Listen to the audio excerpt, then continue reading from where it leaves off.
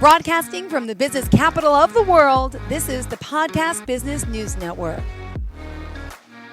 Mr. John Riggio joining us here again, our architect and CEO of John Riggio. And by the way, he's not just an architect who's an amazing man, also amazing tennis player. And looking forward to hearing more of his stories about, his life, his travels this summer, and some good news for you. How are you? Great. How are you, Joe? I'm doing well. Pleasure to have you back. It's been a few months of a hiatus, but you're always one of my favorite people to work with. I mean that because you're just so outgoing, so kind, so energetic, so knowledgeable, so multifaceted. Tell us a little bit about yourself for new timers, and then we'll get into today's topic. Yes, I think since the beginning with the Podcast Business Network and really talking about my old tennis career Yeah. and all those things is really making my memory go through all the different things. And I think since the last time we had talked, I really started working on getting into uh, meeting the sponsors in Japan, doing some more things with them. Yeah. And so my contract in tennis is officially going to stay open. They kept it open from years ago. And I was able to visit South Korea and Japan as just like a regular vacation. Yeah. And when I get over to Japan, I was able to finally meet with the Japan sponsors because I was in Japan last year. And this year I was finally able to fix my telephone communication problems. I was able to call over there. I talked to him a couple times. Yeah. And this time I finally ended up there in Tokyo. And my sponsor, he came over and we talked about some things, have some good plans ahead. And so they're really happy about it. And so it was good. I have some photographs. I think right now I could share some photographs with you just so I can show you. Absolutely. Okay, so let's get some pictures. Yay. Okay, good. So this here is some pictures, and let me just see if I can open this picture, if you can see it Sure. up on the screen. Okay, can you see that open on the screen? Yes, I can. Okay, great. So I Lots of think pictures. you're able to see the full picture I here. see a whole, well, now I see a whole bunch of pictures and videos. Oh, okay. So then let me just I don't close. see the specific. Yeah, hold on. Let me just unshare this for a second. Sure. Okay, and let me just go to this one instead. And let me share this. Okay, there it goes. There you go. Ah, Okay, so then this is more clarity. So this is my sponsor in Japan. Shiji Nishio, and he's really a famous player in Japan, and he's also tennis administrator for many years. He's, we're both a little older now. And so I met with them here, very nice hotel in Tokyo. And well, this is my picture here. I have my ATP cap on. And this here's just like it's a live picture there, some more pictures. And so this is really from heading over there. And we just went there just to really go real quick. sure. Okay, and this is some of our pictures here. This is a live photo. Okay, and this is some still photos. I think it was on the left. Aw. So this is us here in Tokyo. So everything worked out really good. And see if I have any more And pictures. what's his name? What are their names? Oh yes, well then my daughter's on the left side, Yeah. Nancy. And on the right side is Shichiyuki Nushio.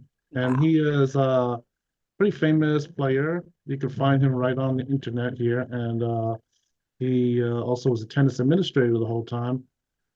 So that's really he was working for the Mitsubishi for a long time. Mm-hmm. And he's really one of my sponsors there. So this is used to talk to him for many years too. He used to Wow. call years ago, and I used to just pick up the phone, and they were all the way there in Japan, and you talked to me for a number of years. And I think I had described my contract with Mitsubishi Japan was expanded, it went with the owner of Adidas, and then it expanded to the owner of Reebok, and Reebok was assigned the lead to my contract to have them continue my playing back there, like the Mm-hmm. team 98, and yes, around, yeah, around 1998, around there. This is getting way later. And so that's how my contract is. But they had a contract where they invested into the contract. So that's why that contract ended up as $120 million, which was still the largest at the time. And Wow. let me shop the stuff this year on this. Okay, so that worked very good. And then I have, let's see, so from there, those worked very well. Mm-hmm. And so there's some plans ahead to do things with uh, the sponsors in Japan. And I think since I knew them for so many years, it's pretty good to go and meet them there. I think I'm probably going to try to see if I can learn to speak a few words in Japanese, things like that. I think on this trip, I got around to some different cities this time. Wow. Took a nice train ride there. So things are pretty good. I also include South Korea because South Korea was one of the teams that played. Yeah. Japan was really the center of the teams. Mm-hmm. Their organization of tennis pros were really able to put together all those other teams: South Korea, Indonesia, Philippines, Guam, Taiwan. Some of all those teams, they were able to all get on the airplanes, fly over here. They bus them over to my tennis location that they set up there in SUNY or Westbury, New York. And so since I had already met them, I was interested to get over there. Mm-hmm. Went over to the South Korea and just on the basic vacation, just looked around. It was good to meet them. They used to tell me about where they used to play and stuff, Wow. things like that. The South Yeah. Korean team was pretty friendly with me, so it was pretty good to stop over there too.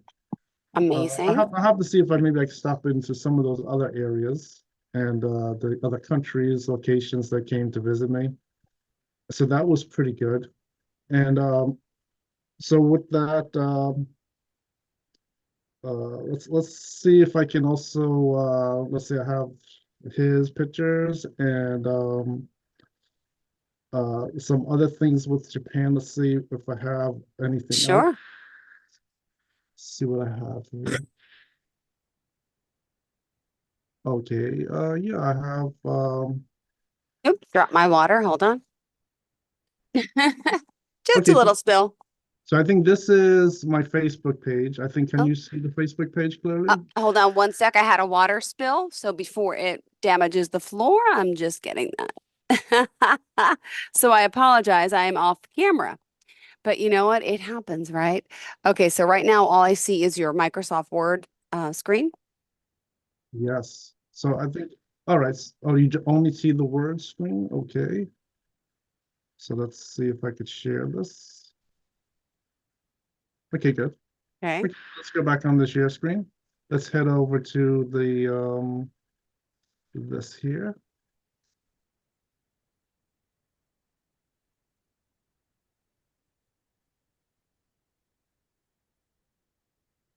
Okay, good. Okay, good. So let me just get the share on this.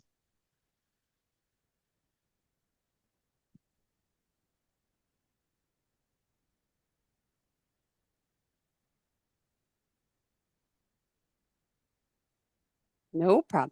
But let's also remind people how to contact you. Pardon me. Okay, I think John it's Riggio. Up. yes, I think John that's Riggio, pro tennis player there on Facebook so this is my new picture here. And with your sponsor. Awesome. yes. So I think the Japan sponsor was really after 1987. It was after Sutton East, after Mm-hmm. Valley Pond. They met me when things were changed over to Ross Perot and Oh, his group wow. of investors, and that was at the SUNY Westbury Yeah. campus. So that's where they came in and were able to meet me, play me, and things like that. And I think this time of year, since we had the U.S. Open recently, I was just thinking about memories of the U.S. Open. Ah, I think on my Facebook page, you see there's a small picture, this yeah. round, and this round picture, that is from the 1987 U.S. Open. Wow. So what was happening with the U.S. Open is very interesting. Is the U.S. Open, this is a little bit exclusive. And my history with playing it with the U.S. Open goes back even previous when I was like 16 years old. So my coach at the time, who was running all those matches, the administrative work Hmm. in my contract, was uh, Anthony Cambria, and he was telling me that I made the finals for the U.S. Open, and I was really number one player. Um, So, but unfortunately, he had said back then that they didn't want me to play the US Open. So I said, okay, they don't want to play. It's no big deal. There's plenty of tournaments to play. Then I was also told that at that time that that was really their first warning, and I had no idea what they talked about as their first warning. First, we could play anywhere else, and then the next time it's my first warning. So what happens is, year comes years later, 1987 in the summer. Playing everywhere there at the tennis court. All the players from around the world are coming. I think if you ever see the list of all the players playing at the U.S. Open, they show a list of all the players' names and things like that. So at that time, I knew all of them. I played with all of them. Played maybe two or more matches against each one of the players there. They're all good people, good, honest players. I think only some players got into things with having illegal rackets and cheating and things like that, and the sponsors were corrupt. But otherwise, everything was very good. So when I was playing the start of the U.S. Open, I was undefeated in my group. Some of the other players, they were highly ranked players. So that really put me to more or less give me a chance to potentially even win the whole thing. But what happened was the setup to the 87 US Open, my sponsors and coaches, I think they had their hopes up about playing in the US Open this time. I think if they were very exclusive and said that they don't want me to play from the beginning, I wouldn't show up at all. I wouldn't care. I would just play other tournaments. It didn't make a difference. But since they got everyone's hoped up and I was playing in the US Open that year and I didn't lose any matches, they put the stop in for me to go any further in the tournament. And that was really their second and last warning because I don't know if whoever's put the stops in had an idea of what had already happened in the past, but what happened was they had a big lawsuit over it. And I think whoever was doing the things with the US Open, stopping me from playing or even just allowing me to play from the start turned out to have been a big mistake. I think it was a big mistake on their part, and they didn't do very smart. Whatever, if they wanted me to play another tournament and said that they didn't want to play there, they could have told me and my sponsors from the very beginning. But it led to a very serious lawsuit because they had already did this when I was a junior, and it ended up them having to pay. I don't remember the exact number, but it was possibly between 275 million to 400 million dollars, including building three tennis stadiums. And I think with the deal, I was supposed to have use of one of the stadiums. So Court 33 was supposed to change where I would access into one of the stadiums, depending on what I'm told by my sponsors and coaches. And I would use one of the stadiums. Now, I think those stadiums are fully constructed. They've been there for a long time. They built them very fast. And but from there, I left and I had my Adipan tennis bubble and center, which has grown into the largest tennis bubble in the whole US. and then of course went over to Manhattan to East 59th Street at Sun East, where I played a lot of uh, tournaments, was able to win many tournaments there, and that really helped out the continuing playing my career and everything like that. So that was very good. But the whole thing with them really like bundling the whole thing with the 87 US Open with me and my sponsors was really a big mess. It cost them an awful lot of problems and was really very strange. I think and not only did they cause problems for me with that whole thing, but they really were causing problems for my sponsors, my coaches. They were like leading everyone on to that I was going to go there. And I don't know why they had that problem, but it was a big problem. And I think in previous discussions, I said on the podcast that they were fixing up the whole place, but I didn't really say very clearly that the whole fix-up job they did there was based on a big lawsuit that resulted in a very big sport penalty.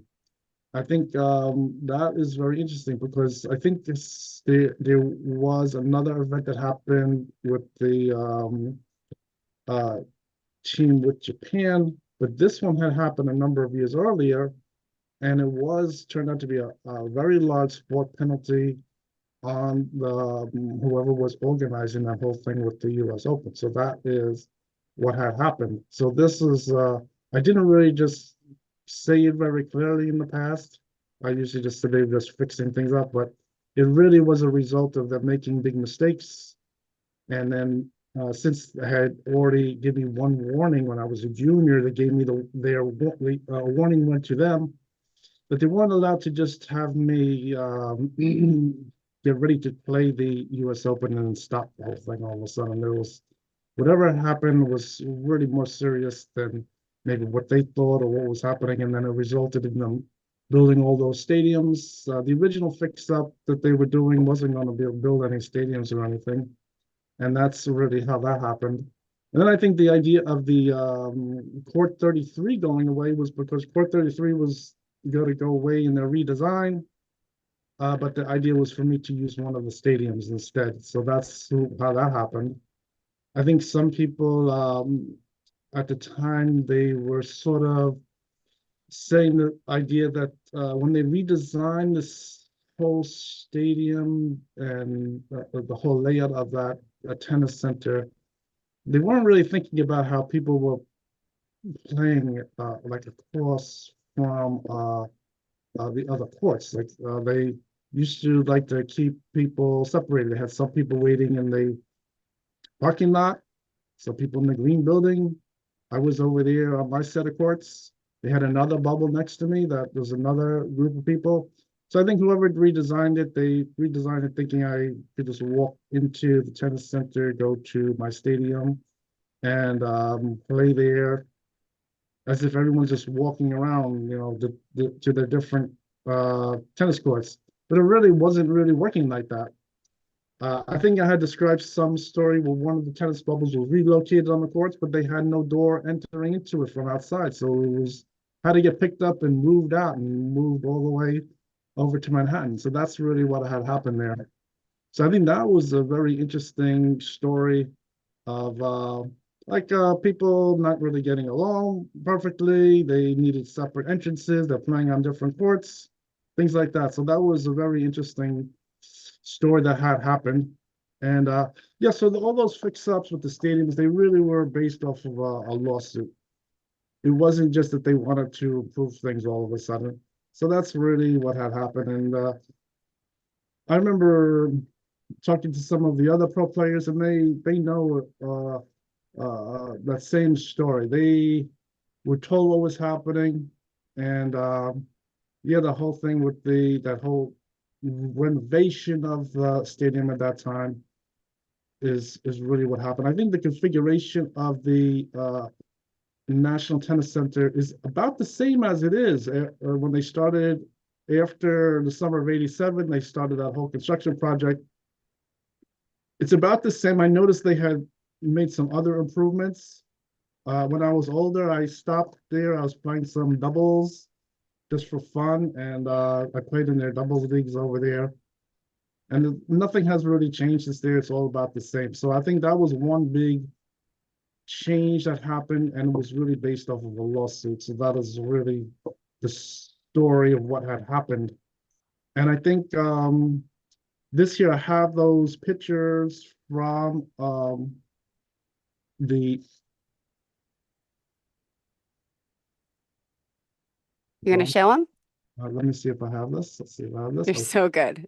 So So I they're think on your Facebook page or? let me just put in the albums. I think what I did on this Facebook page is I arranged all the pictures by year.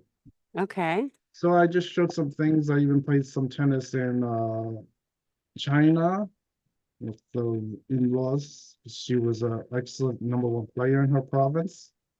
And then this here, I have some old pictures of the old polo grounds. And then I think as far as the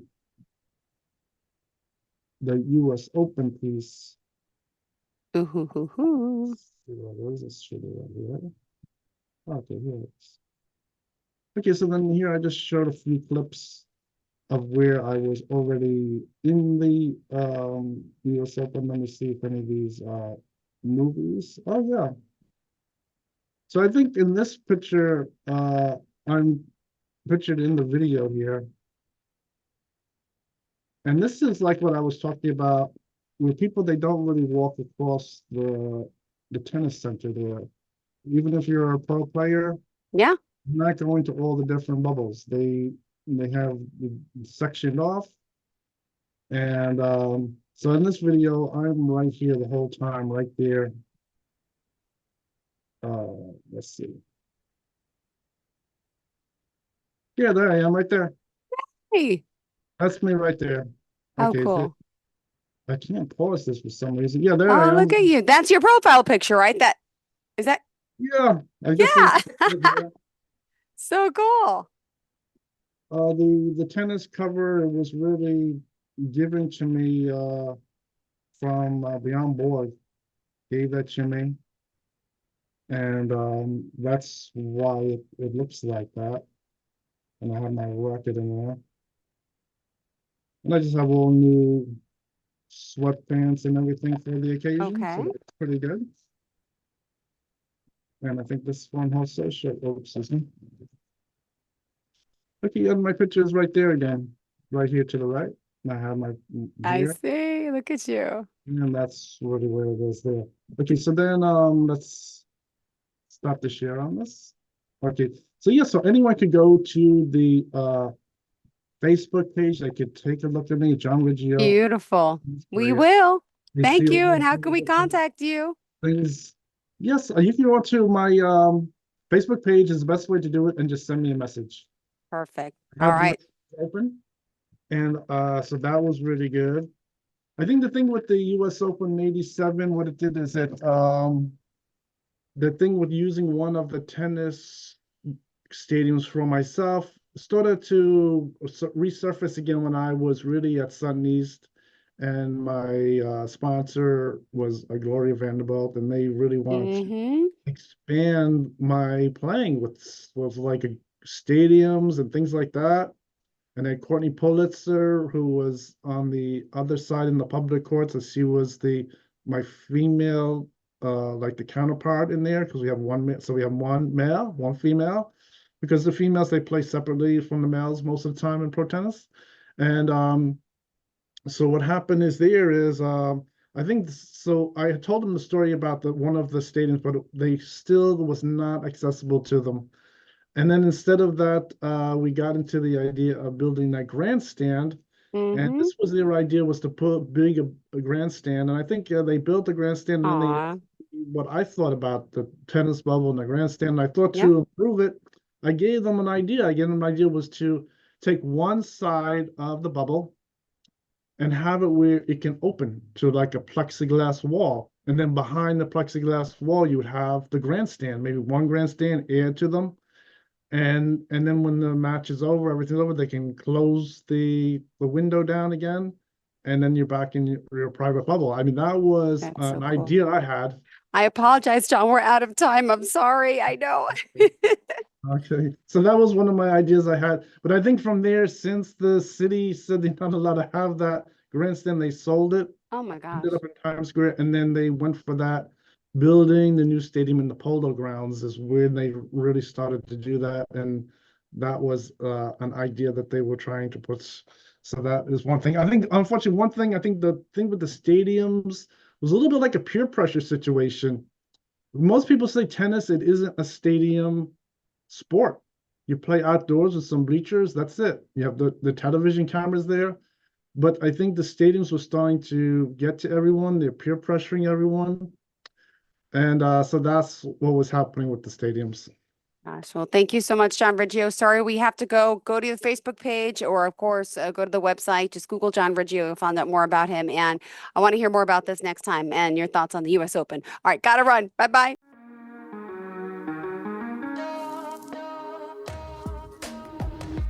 Broadcasting from the business capital of the world, this is the Podcast Business News Network.